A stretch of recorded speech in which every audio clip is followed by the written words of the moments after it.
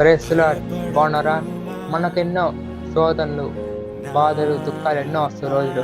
కానీ మనం భయపడుతుంటే మనకు ఏం యూజ్ లేదు. కానీ ఇవన్నీ మనం దేవుడి దగ్గర ప్రార్థన చేసినట్లయితే మనలోంచి ఇవన్నీ కొట్టివేసే దేవుడై ఉన్నాడు.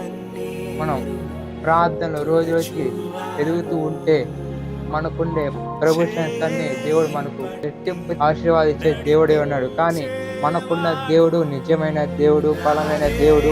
దేనికి భయపడద్దు.